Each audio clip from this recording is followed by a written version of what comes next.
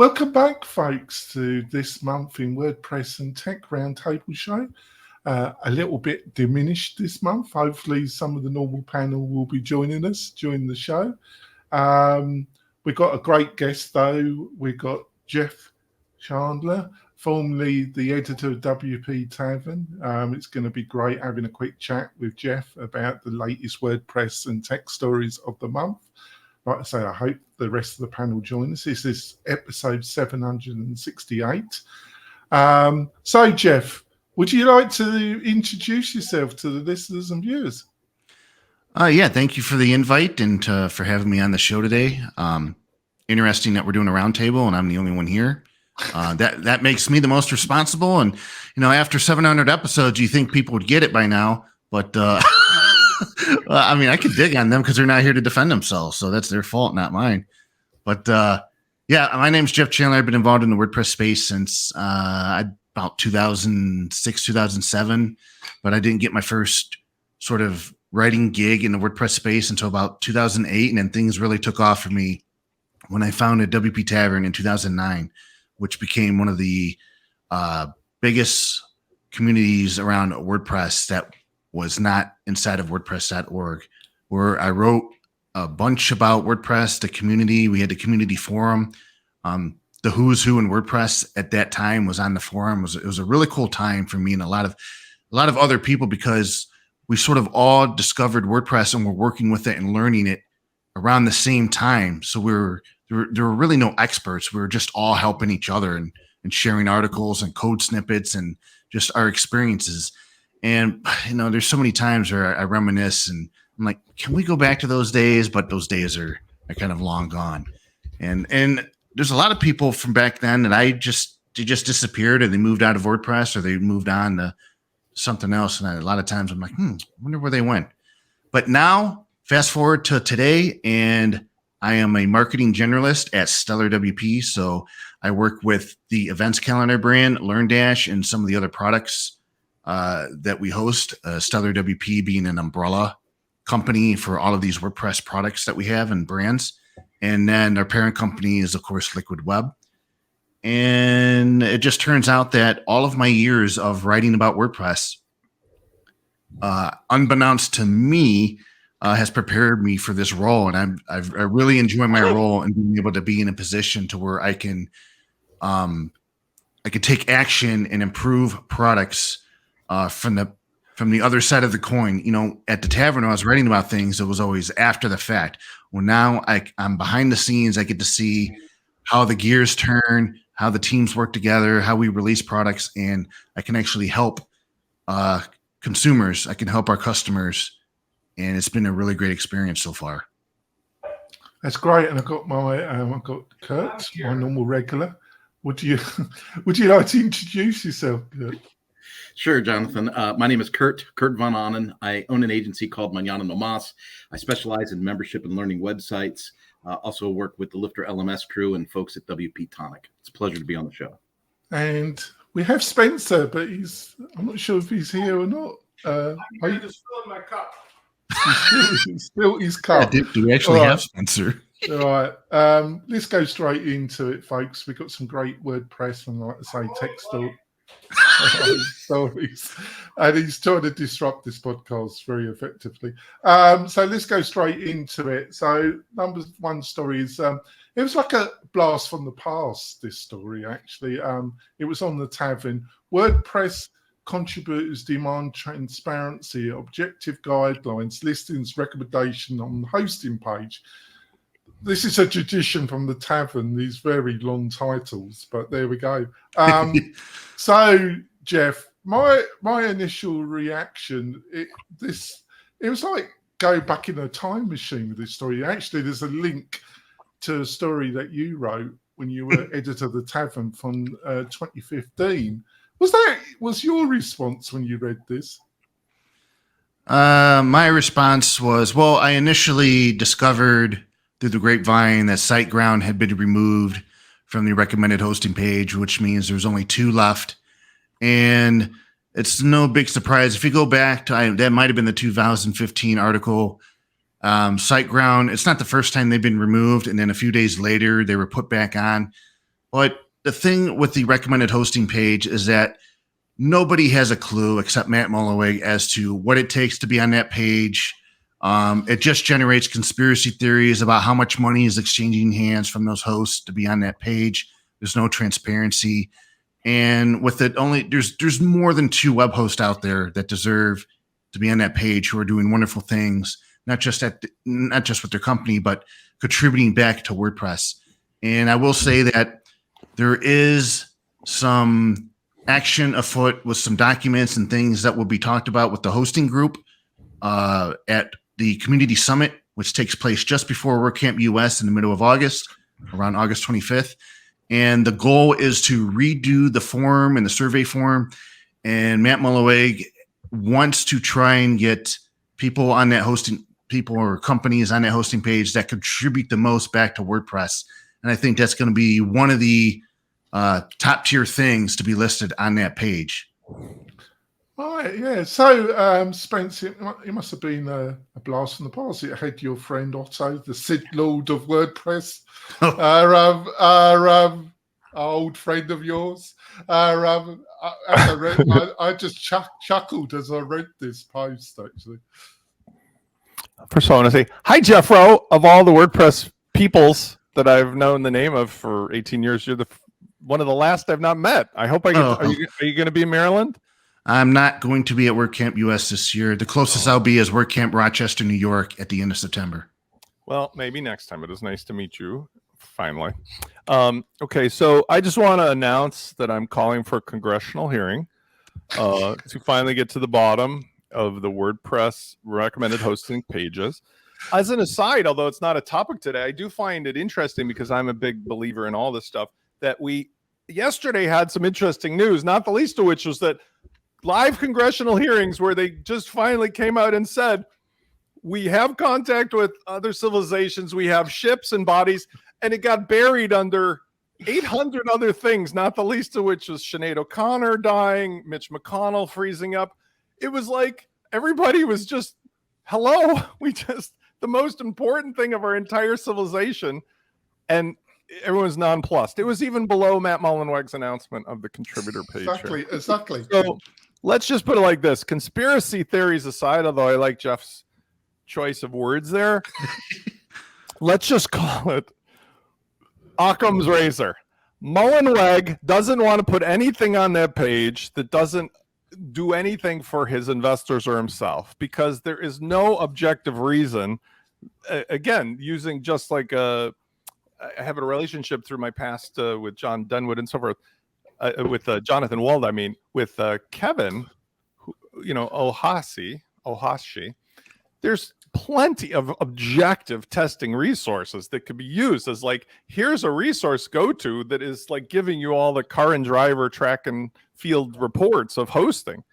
But they don't do that for the same reason they don't do it on the plugins page or the themes page, for the same reason that the core developers keep pulling and pushing and changing the 3 different interfaces we have between regular Gutenberg, full site editing, It's a shit show because Mullenweg does not want to do any top-down decisions that benefit the actual community that has been here for 18 years. Instead, it is just the same politics that we see, like, no offense, but like Mitch McConnell literally having a stroke, and instead of them calling ambulances, they just kind of like move his 80-year-old body aside and then start talking for him because they need his body in place to keep a majority. It's nonsense. And why can't we just call it nonsense now? Because it is. Oh, well, I'm a little stronger in my opinion than Jeff Rowe. I've seen this movie before. It's called Weekend at Bernie's. Exactly. They could literally do that for either the WordPress decision team or they could do it for one of the politicians. They could literally put a Matt Mullenweg in front of anything and he give the same level of actual interaction because nothing will change from what we all say. And you know what's so disrespectful about it is the threats and the blackmail that come the other direction, like having participated in San Diego WordCamp and hosting a party an hour after the end of the official events and still being threatened from Mullenweg's team about somehow that is illegal and the people who are hosting or otherwise sponsoring the party will be blackballed from any participation in future events. Really?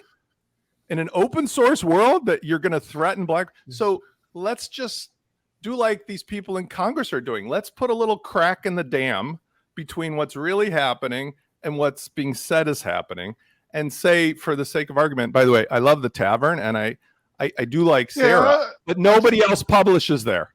It's just Sarah. Yeah, right. It's not her fault. I'll just say that. I know it's not her fault because I applied to work there.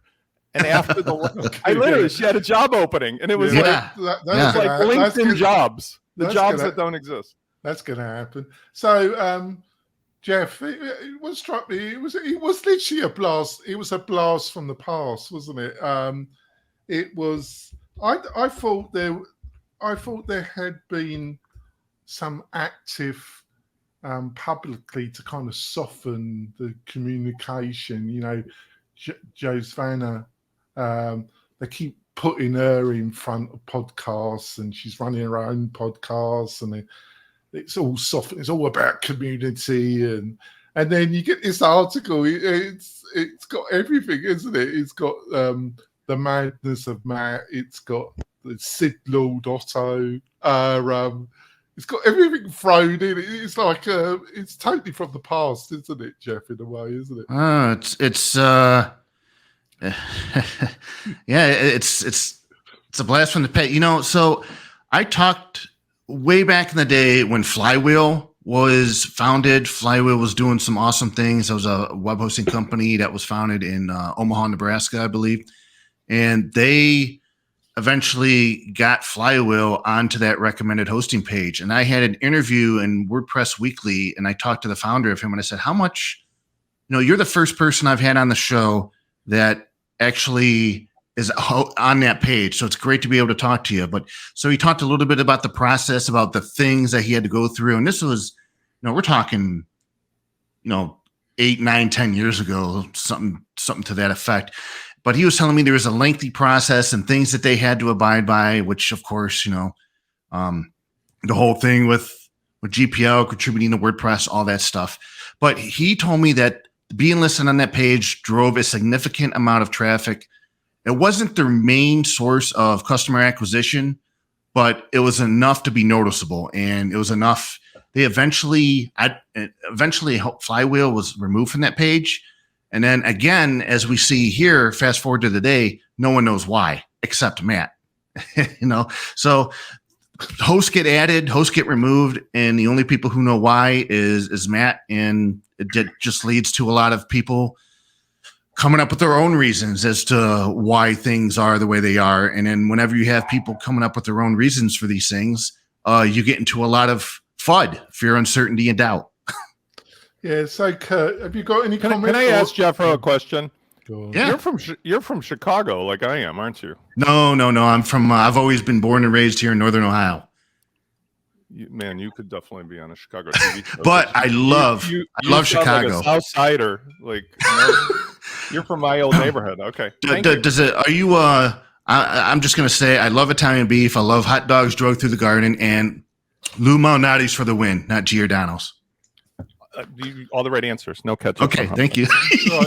No ketchup. We're gonna be besties. That accent. You're right. You're right off of the. So, Kurt, have you got any comment, or shall I go on to the next story? My comment really is the feedback I'm hearing from the other guests. I mean, you guys are all like fired up, and it's funny, you know, to hear Spencer talking about Senate hearings and stuff. I mean, that's you know, taking it to another level. But what I'm amazed at, the lack of the comment was the choices on the page. Like, it's like when I see normal political things launched on the news, right? Like you know it's BS because you're like, who would make such a crazy decision, or who would promote such a crazy thing? And it's like, out of all the hosting options, these are the two that are on the page, you know, and there's so many other obvious, like really great players in the marketplace. So it's like, okay, that doesn't make any sense at all. And that's what gets people, like, that's what spurs these instant conspiracy theories, is like, well, those decisions don't make any sense. So he doesn't own that page. That's the point. If you go to Wikipedia, people can say yes or no. They can edit it. There's a history of it. But, you know, Matt Mullenweg or whomever is claiming ownership by proxy of that page. That's nonsense. Literally, isn't? Well, he isn't, because the reality. Nobody can change it, can they? He owns Not it yet.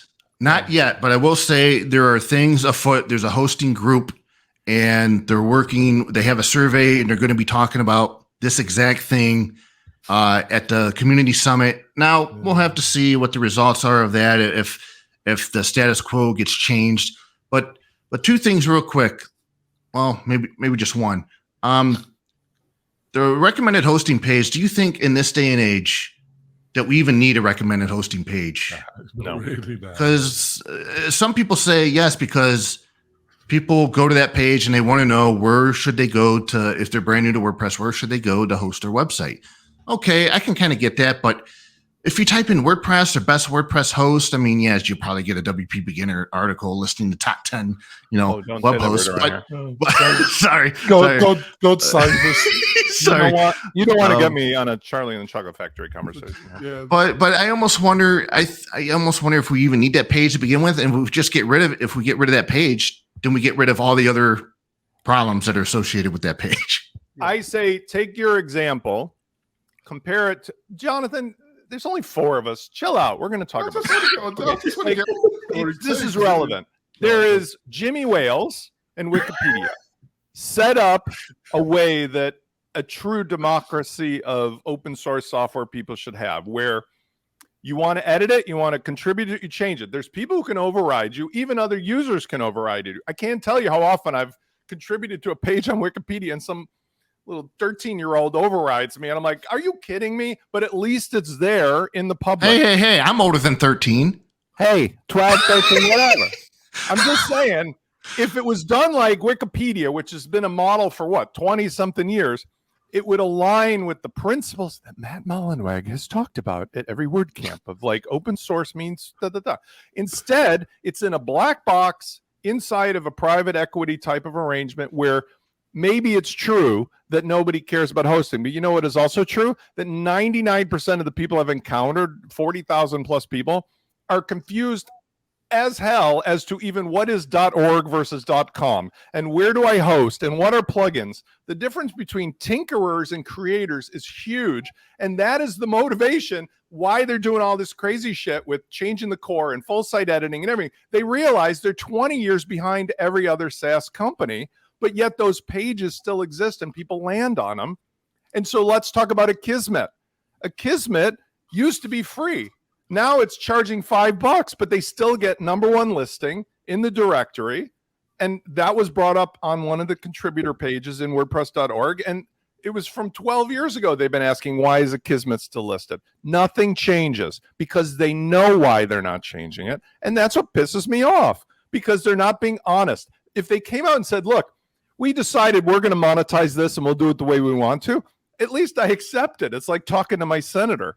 But the way they're doing it is pretending to be one way in public and another way in private. Yeah, just to finish off, Jeff, because you know the guy. And I didn't even have my coffee recently. Yeah, this is after. You let me have a word, will you? So, Jeff, you know the guy much better than what we do. So, what is this about, old Matt? Why does he kind of push this community, we're all around the campsite, kind of crap, where the reality is so obvious that, he owns everything and everybody has to do what he says, basically, which is okay, isn't it? I've got no problem with that. I always puzzled why he has to push, I imagine, because he gets a lot of benefit from it. Or do you think Paint the fence? Or do you think it's Tom Sawyer? Or do you think I can't answer it or speak for Matt. It's interesting to a lot of people how the Matt Mullenweg you interact with online can be totally different once you meet him. Once you meet Matt in person, it doesn't seem like he is down to earth. You could speak to him. He talks to you. He gives you the time of day. But then you see online Matt, and sometimes his words come across the wrong way, or it's easy to assume bad intentions with what he's saying. I'll just end the topic of the hosting and whatever he's doing with this. But if they do revamp the hosting page, what are the odds that GoDaddy gets listed? Negative 1,000. Right. Okay. On to the next story. So, Twitter has changed. It's Elon decided that the birdie got the kick, and now we've got the X. We got the X mark. So, Kirk, what did you reckon about the X replacing the Twitter? I am one of those folks that's not very critical of Elon Musk because time and time again, he continues to surprise me with successes or statements of obvious truth when everybody wants to cover things up. So I really appreciate what he does. And if he's got the stones to do it and he's got the money to back it up, I really don't have the position to question it. I almost bailed off of Larry and Twitter as an ecosphere. And then all of a sudden I was like, okay, well, now it's getting interesting again, and it's actually been working well for me. So I'm kind of impressed at what he's been able to do with 20% of his remaining staff. We'll have to see how he develops it and moves further. If he could really make this, a video, a hosting, an audio, a payment platform, and really do all that, that would be pretty cool, right? But what's the timeline look like, and how does adoption look like for the rest of this? I think you've got the key there. So, Jeff, obviously, you got the bizarre. Well, in some ways, it's kind of these two stories are linked in a way because you've got two very powerful personalities, haven't you? But I think the main thing with all this is that Elon's attempt to turn Twitter in the short or medium term into a payment gateway, isn't it? This is the only way the money that was coughed up can really pay back, isn't it? By trying to turn X into a payment. I think that's why there's been the change of naming in a way, because it's linked in attempting to turn this into another thing, really.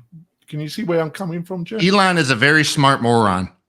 That's it. Yeah, that's a great way of putting it, isn't it? I've got so much time invested in Twitter. There's a lot of things that he's doing that just make no damn sense to me. Like, Twitter is a globally recognized brand.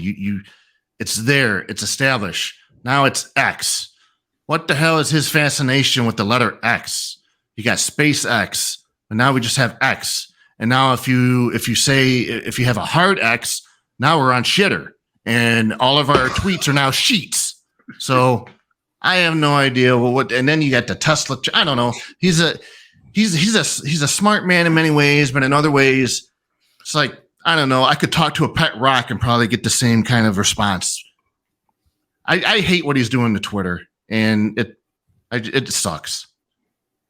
Oh, so just the naming, or is it just the naming, or can you name a couple other things that have not impressed you? Just everything with the Twitter Blue, and then all the staff getting fired, and then the fail whale showing back up, and then his different policies. I mean, one of the dumbest things he ever did was that weekend where he blocked. You had to actually have a Twitter account and to be able to see things that were linked out, which sucked because we like to, in our company Slack and Stellar, we look at for feedback on Twitter, and we would post those Twitter links into our Slack. But if those people didn't have access to Twitter, they couldn't see what that tweet was unless they had an account.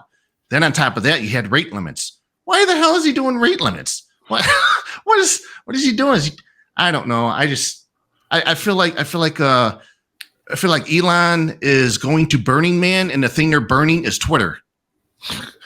All right. So, Spence, what do you reckon about the renaming of the Twitter bird to the big X? Like I'm sure Jeff figured this out, but like he's come out in the past and explained, like when he did Tesla, it was the Model S, then the Model E, and then the Model X. Oh. I mean, that's not me making this up.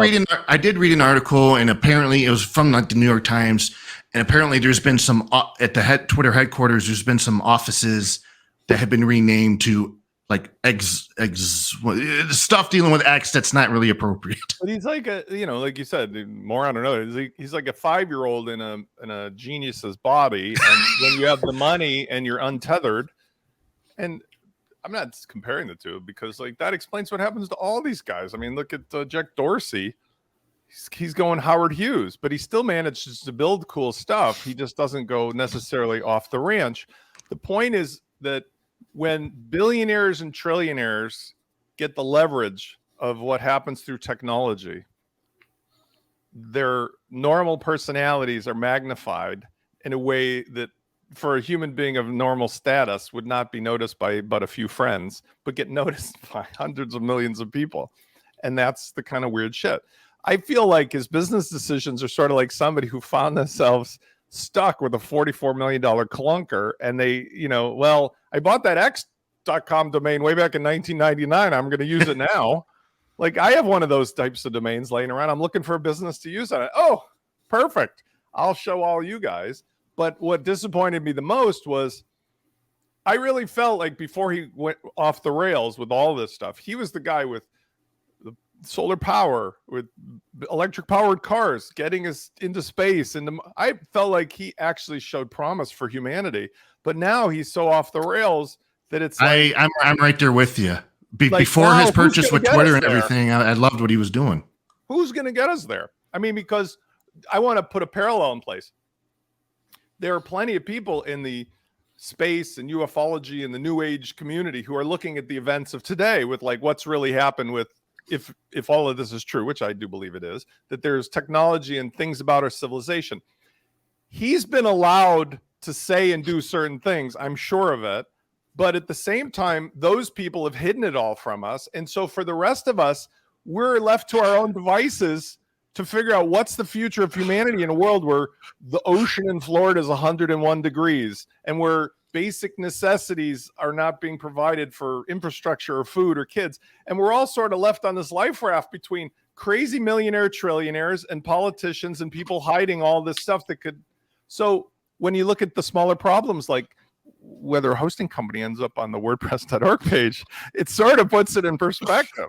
But on the other hand, we still got to make a living until the day of rescue or, ultimatum come. So it's frustrating.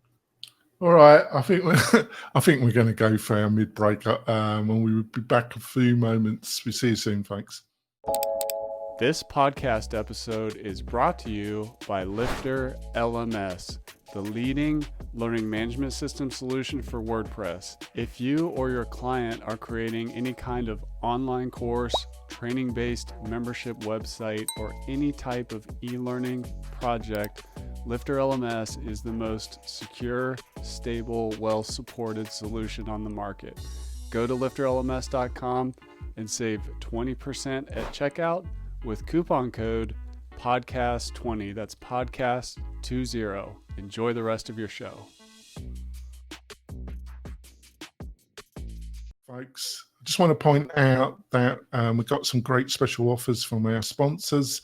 Plus, we've got a curated list of the best WordPress plugins. So if you're building a website for yourself or for a client, you don't have to trawl the internet. They're all being checked over by me truly. To get all these goodies, all you have to do is go over to WP-Tonic.com/deals. WP-Tonic.com/deals, and you'll find all the goodies there. What more could you ask for? Probably a lot because you're a WordPress person. So on to the next story. So there's been, the big influencers on YouTube in the WordPress space have been dropping some videos. Adam from WP Crafter dumped a video this morning. Paul from WP Tuts, great. Paul does an excellent job. He did a video. What's coming in WordPress 6.3? Still confusing. Like I say, Adam from was a bit more upbeat about it. So, Jeff, I've had a bit of experience in WordPress. I'm still just a learner at heart, and I'm bloody confused, Jeff. So, what do you think the poor average person dealing with all this? What's their state of mind? I don't know. It's interesting because the feedback I've heard from people who are sort of brand new into WordPress, they get it. There's a block editor. They don't have all of that knowledge and all that tech debt that we understand that we've dealt with all of these years. They have a fresh start, and to them, it's WordPress is nice. They got the block editor. They could do this. They can move these things around. They get it. They don't have to. Us, we're having to rewire our brains from all of these tasks and stuff that we've done over the years on WordPress, and we're trying to switch into the new way of doing things. And yeah, man, it's been difficult as hell. Right. So, Spence, what did you think of the video? That's the heart of it. Well, Paul and Adam agree with everybody, which is a rare thing as well, because usually, Paul and Adam are really good as YouTube promoters of various things. That's part of their main business stream, and they do a great job. But to get them to agree with something that I agree with is rare. But the whole point is, Jeff said it so well here, 18 plus years history. Like, we all drive cars. There's the gas pedal, the brake pedal. If you come up to an octagon that's red with a white line around it, you tend to want to stop, not accelerate. That's how the rules of the road and the machinery allow us all to get to and fro safely. In WordPress, because of this dramatic push to bring in new technology like React and Node.js and everything else that has, to a certain degree, disenchanted those of us who grew up in the amazing PHP, HTML, CSS world of WordPress. Now this new group of kids around the block are like, hey, this is really cool. Look what I can do. Let's gut out short codes. Let's change the core. Let's do this. And they're trying to remake an 18-year experience of known things into, well, if I reinvented this today, I'd do it like this. And nobody is stopping them. So we got over the 3 to 5 years of the Gutenberg drama, finally arrived at classic theme plus Gutenberg blocks with the customizer is Nirvana. You got Jamie, my pal at Poodle Press, who's jumped on the full site editor board, doing a great job saying, no, everybody, let's go to those very unique things called full site editing themes, which, mind blown, you have to wrap your head around that editor doesn't work the same way with the same blocks as the regular post and page editor. Now you got this new thing, like we're going to remake the whole dashboard. And all of this shit is going on while the rest of us are trying to explain to our customers who have real businesses, I'm really sorry that your livelihood is at stake now because a bunch of kids over there with no, counselor are going crazy in the dashboard. And the only thing I can hope for is that they don't undo any more primary legacy stuff, because I'm fine if they leave the legacy stuff in and go forward. But it seems like without parental controls, they're just gutting the core. And that freaks me out a little bit.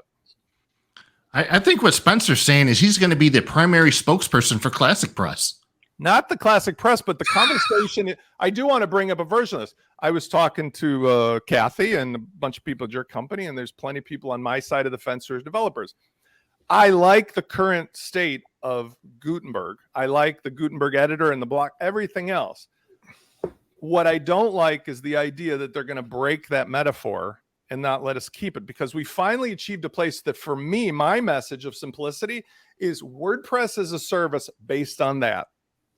And as long as they don't take that away or deprecate that, I don't care what you do. Make it pink with purple polka dots, but don't take away what we've taken 18 years to get to, because my livelihood does not come from tinkering. It comes from giving people solutions based on the software, and nobody shows as much lack of respect for their users as this WordPress last 5 years. I mean, for real.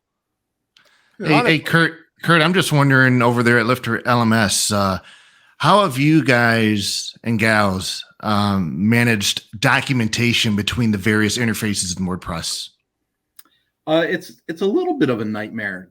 Yeah, because we're interacting with a lot of people, as you said earlier, on lives and stuff like that. So we do these live support calls on Zoom and other platforms, and people ask us stuff on the fly, and it's almost like you have to invent it as you go or problem solve it as you go. And then, of course, to your point, you have to figure out, well, how are you going to document that and make that part of the knowledge base moving forward? But remember, Lifter also released SkyPilot as a full site editing theme this year. So we're right in the thick of it we have a theme that's in that environment. And then we also work well with other well-developed themes. And so we kind of have to have this. People go, well, how come you don't develop more, fancy things for your plugin more regularly? And it's like, because you have to make sure all the stuff is backwards compatible and works on all these things. It's really, you have to make sure it works in the classic interface and the block interface. And I'm like, oh God, can we just have one interface to rule them all? That's all I want. Why That's can't all they we do it all all want. at an experimental level? Like, for example, here's what I would expect. They coulda, woulda, shoulda, because they started with Gutenberg as a plugin. They coulda, woulda, shoulda had a plugin you install that says, I want to use all the experimental shit. Done. Instead, they just went like, throw it all overboard and let's start, and that's, we dealt with that with classic post editor to Gutenberg. Yeah, Fine. but I think now the rest of it is nonsense. But What? I think Jamie also published a video this morning as well, and the key bit at the beginning of it is the lack of he was even had to admit the total lack of people adopting this to some extent. It's quite evident. I just think there's a lot of people out there because they're dealing with if they're agencies, one-man agency, bigger agency, implementers, dealing with real people, with real businesses. This is just what are they going to say to real people making a real living through their website? Come on. It's like a car, like all of a sudden you have to tell people, sorry, we've removed the brake pedal. It's in the back seat. And by the way, the steering wheel turns left, but you go right. And when you come to one of those red octagons, you're supposed to speed up. It's like the rules have just changed because somebody said so. And all the metaphors we've come to know are being disregarded. But why? Like, why? Where did the reindeer sleep, Santa? Like, the kid sounds like Spencer just described a self-driving Tesla. Yeah, but look at how that's actually a great metaphor because look how that's working out. Like the lawsuits and the debates and the safety considerations. It'd be amazing to go from, oh, let's do this to like self-driving Teslas. But guess what? They can't, even though they tried, because a lot of people were being run over and accidents and liabilities. Here, there's no sort of safety controls or regard for people's businesses or livelihoods, even though it's well known. That's what they're promoting it to be. All right, on to the next one. I'm going to drop story 4 because I put that in for Heather. Unfortunately, Heather couldn't make it even. She's had some technical difficulties. She's on way somewhere. So I'm going to go and Jeff needs to go off soon to do another better podcast. But so let's go on to story 5, Oppenheimer, the film.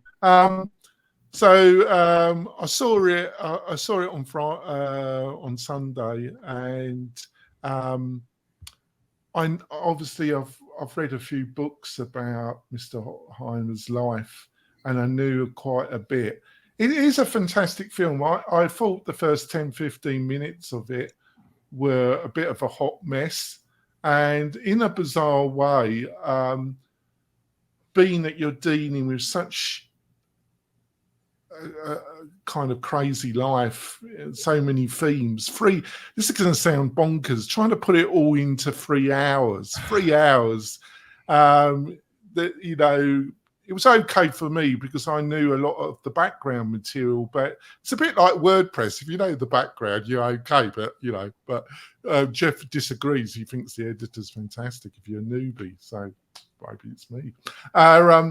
So I don't know if you've seen it, Jeff Oppenheimer, and what were some of your thoughts, if you have? I have not. I'm planning to go see it Saturday. I don't know much other than it just looks like a great movie. However, I have read the various threads, and apparently there's a lot of the story. There's a lot of the story that didn't make it in there. First of all, it affects the Japanese people so much, and there's no mention of Japanese people at all in the movie. And then second, there's the story of what happened to all the people who were already living on that land that they took over for the test site, the Hispanos. And that side of the story is terrible. But if you just look at Oppenheimer itself, the movie, it looks pretty darn good. But I encourage everybody to look beyond that, look at the events surrounding, look at the story that's not told in that film. Yeah, but so I think you've seen it, Spence, because you Yes. remarked. I personally think it would have been better to have cut the film at Trinity the Test. I think, and tried to do 2 films, a bit like Dune. I think trying to compress it, because it definitely had. But the first, I agree with you. I think you said you found you were a bit peeved off with the first 10, 15 minutes. That is a bit all over the place, as far as I'm concerned. But what was your own thoughts about the film? I've been so worked up on the show already. I'm going to try to chill out. So I love going with friends to movies and different restaurants. The fun for me is not whether it actually ends up being good or bad or how good or bad. It's the process. Because in my almost third chapter of life, I enjoy the perspective I have of living things and experiencing things. And now I get to kind of compare it, and it's fun. So I went with a bunch of my pickleball pals and so forth to see Oppenheimer. Barbie was playing next door. So because Oppenheimer was starting a little later than we got there, I got to see the first 10 minutes of Barbie, which was, I didn't know what the rest is like. The first 5 minutes were interesting, but certainly lighthearted. And it wasn't really unpleasant to sit there and watch very attractive people bounce around the stage for fun. But here's my problem with Oppenheimer. I've seen every Chris Nolan movie. Chris Nolan is one of the most divisive characters in movie making because of many of the same things we just talked about. His reputation is built upon breaking all of the conventions that filmmakers and cinematography fans have come to know. For example, I'll get 3 for 3 on this. In a movie filmed in color, when it suddenly changes to black and white, what does that mean? Anybody? We're going back in history. Thank you. That's it. Color movie, black and white means you're going past. Not in Oppenheimer. Second of all, 3-hour movie, the first 60 minutes, you would have been better going to Costco and doing your groceries because there's 26 characters in the movie. And he does not tell any information about any character so you would know who they are. Now, I'm a big fan of World War II and the Trinity and Oppenheimer and all the things Jeff referenced. I kind of figured out who people were. I was struggling because the first hour of the movie is like an acid trip, which, by the way, has something to do with the perspective of one of the characters, but not all of the characters. But then the second problem with Nolan movies historically, I wear hearing aids, but I hear fine. Okay. I can have, there's no problem. My hearing is fully normal. But when you go to a movie, when people are yelling at each other, doesn't the volume tend to go up with in Nolan movies, people are screaming at each other like this. Jonathan, you are such a motherfucker. Like Jeff.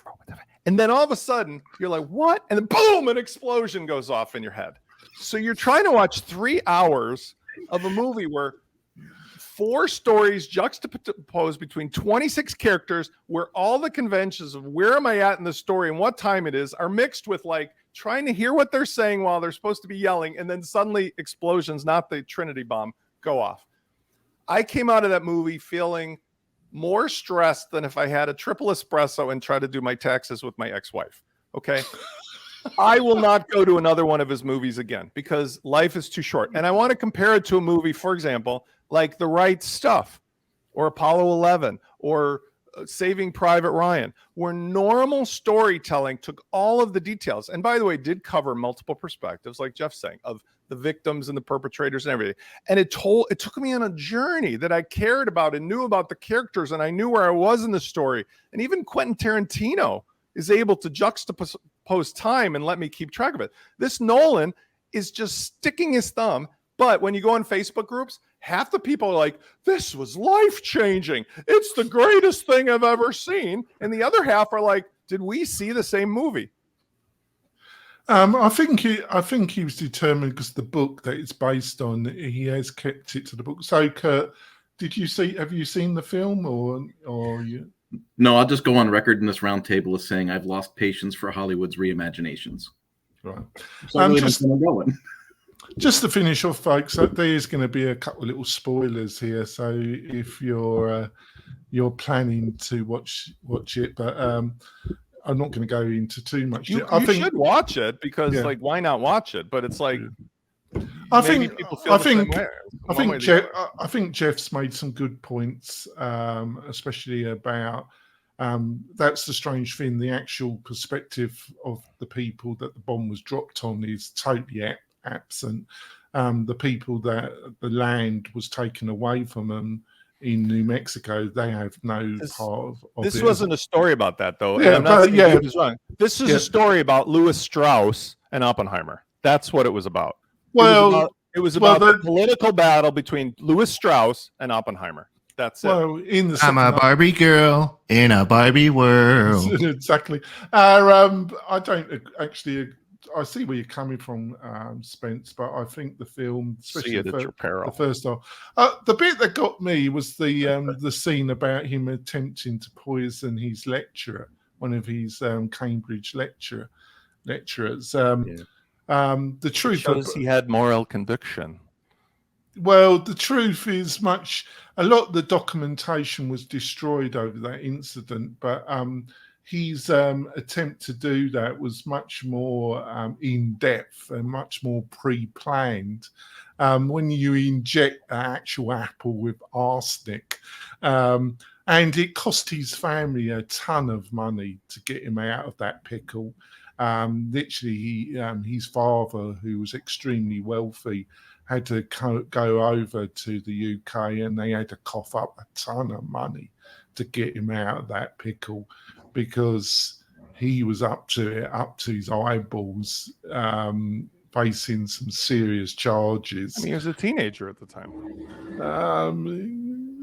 He is a complicated individual, to say the least. But that took a lot more money, and there was a lot more around that incident that is made out in the film. But there we go. I think so.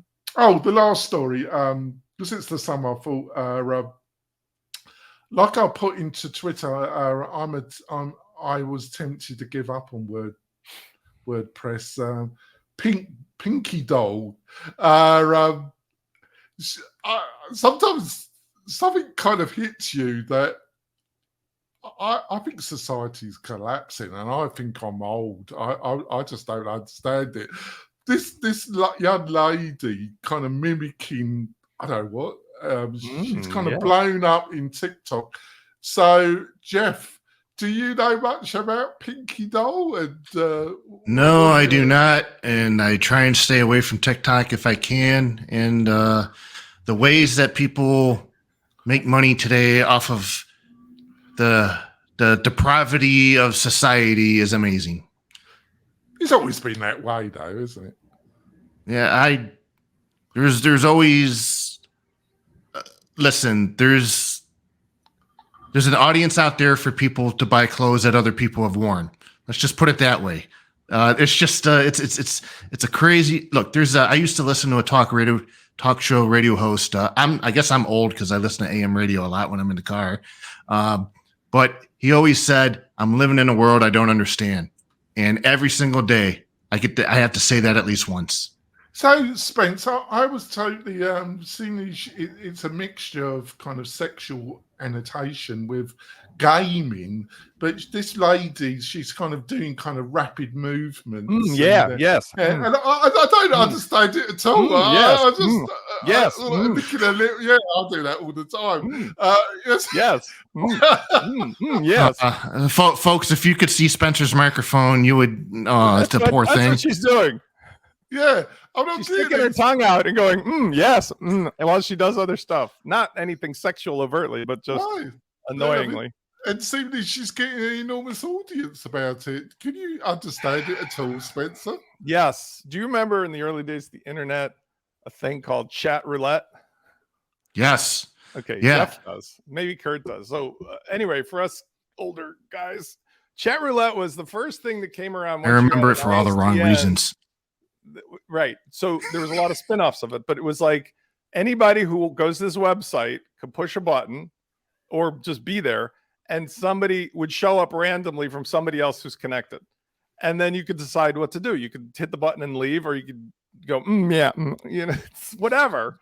And it became lots of various things. But there was also other sexual innuendo stuff in those days. The point is, if human beings ever go off into space, there will be some spacefaring captain who's going to use the tools at his or her disposal to do the same crazy shit.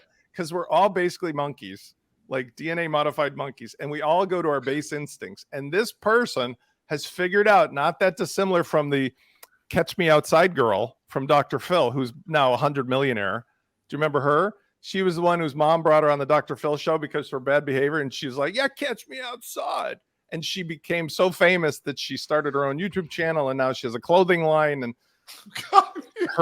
that's how broken our society is. And it's the same society, by the way, as we started the show, where this minority speaker can stroke out and be like standing dead man, and they just push him aside and keep talking on the same day that it's announced that human beings have been involved with aliens, and nobody says a word. We are so effed up as a society that it's hard to believe we'll ever escape our own problems. But this is how it shows itself. So, Kirk, Pinky Doll is supposed to be banking between, well, she was banking between 2 to 7, but they reckon with all this obesity, it's good news for Pinky Doll. She's banking between 10 and 20,000 a week now. I don't even understand. Most things I can follow, but when this came on my radar, I have no idea why people, well, apart from some of the more traditional things she does, I have no idea. Why aren't you doing it, Jonathan? I'm tempted, but I don't think there's the audience for old English geezer sticking his tongue out. But what do you follow it at all, Kurt, or is it so outside you feel? I feel old. This is the chance for everybody to make fun of me because I am somewhat of a TikTok addict. Yeah. But from the mind-numbing experience of it, I think I get so involved in so much other stuff that, like, if I got to go pick up the kids at ice skating or something, I'm sitting there for half an hour. I'm just dead scrolling that thing, Yeah. But it's to see what is popular, to see what gets the hits, to see what gets the likes and the shares, and it's ridiculous, and it's getting worse and worse and worse instead of better and better and better in quality. And so I can remember when we talked about the democratization of entertainment and coming off of network TV to cable TV to YouTube, we would say, oh, all these opportunities for really prime stuff that never got exposure to get exposure, and everybody got excited about it. Everything's going to get better, and we look at it, we go, it just got worse, and that's unfortunately a condition of the human experiment. Yeah. I think that's well observed. So what you're saying with decentralization is Pinky Doll. Unfortunately. When you get a nice physical appearance, I'm going to say it as objective as I can, and you sing to popular songs in a way that's part of popular young person culture, you will accelerate that way too. I mean, there's a clean version of this conversation, like the kid who started showing off toys on YouTube, and his parents got involved, and now he's got like 17 channels, and he brings in like $500 million a year just putting together toys. His parents, Legos. That's how it works. People flip around channels. Like I go on YouTube just before I go to bed. I'm just looking at shorts, and that's it. We're in that world. Is it really surprising that an attractive woman with a nice figure who sings popular songs and does stuff with her hands and mouth is not going to be popular? I mean, that's, Well, I could understand that, but the scenes I saw were linked to, they were instructing her to do certain gaming movements, and I wasn't getting it. I just wasn't getting it at all. But there we go. But, yeah. I got a 15-year-old that will watch other people play video games on YouTube for hours. Right. If I don't interrupt him, or the commenters on that, like the guys who remix, they take a video, and there's this one kid who I swear I thought he was mentally struggling. Then he has like 4 million followers because he's a kid from California, comes from wealthy parents because he's been to his parents' house. He just watches videos and comments on like somebody making a brownie, like, oh, and now they're putting the chocolate in the bowl. Oh my God, are those chocolate chips? And he's got 4 million followers. He's probably bringing in There you go, Jeff. $500,000 a year. No, then- no, I've Spencer, you would be awesome. I want to see you create a TikTok channel, and all you do is reaction videos. I'm serious. Reaction to problem- other WordPress videos. Kurt, you guys have the right. Here's what I want to explain. So there's a couple people in our space who have done really well. They maybe have 125, 250, 300,000 followers. Guess what? WordPress in the business part of the world is great. That will never get you a fraction of the audience you need. You need to have some popular outside of it. So I would have to do it like, something that everybody wants to see. But then I have a disadvantage because I'm not really quite sure who wants to watch me go, yeah. It would have to be. You'd be amazed. So there And then you'd have to spend every day doing that. We need to end this show. I think we've broken every cultural rule in the book in this show. But there we go. I think we've gotten to the point where it sounds like everybody here just did the Tide Pod challenge. There you go.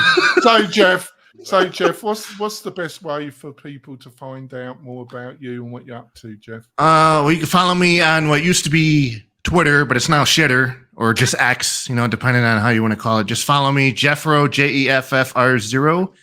And there I tweet or I exit. I don't know what. I just post messages there. So you could write this stuff, really, Jeff, could you? You just couldn't write this stuff. So Spence, what's the? I suppose TikTok is the way to. No, actually, while the show is going on, I just got an offer come in. I got an offer of employment at WPTavern, signed by Matt, authorized. I'm going to be the new co-writer with Sarah, giving a counter opinion to all. I demand a screen share. Everybody, it would live and things. Everybody can take anything they want with enough time. But yeah, most of the time you find me on the social handle of Spencer Foreman, no Ian Foreman, or WPLaunchify.com when I'm not saying things controversially here with you. Your dad wasn't Red Foreman, was he? No, Red Fox was my father in Vegas. I do have a very funny Red Fox story one time when we were in Vegas gambling, from Sanford and Son, I'm coming to join you, Elizabeth. And he was at the end of his career. He was gambling next to us. He'd given the drink girl who brought the drinks a tip. He thought it was probably $5 or $10. It was $100 chip. He didn't have a lot left to lose. All of a sudden he looked down. He's like, "Where's my money?" And we're like, "Red, you just gave the drink girl $100." And he went stone cold. And we're like, "Is this the big one? How are you going to go join?" But that was the last of him. Anyway, that's it. Oh, well, that's great. How can people find out more about you and what you're up to? Anything with the name Mañana No Mas on the internet pretty much leads to me. And then I'm the only Kurt Von Onen on LinkedIn. I'm on LinkedIn almost every day. So if you want to connect there, that's a great spot. And thank you, audience and listeners, in joining us. Please share this episode on your social media, on your TikTok, wherever your poison is. It really does help the show. We'll be back next month with another great word this month in WordPress and tech. This has been a fun show, a bit raucous. It is the summer. We will be back next month. We'll see you soon, folks. Bye.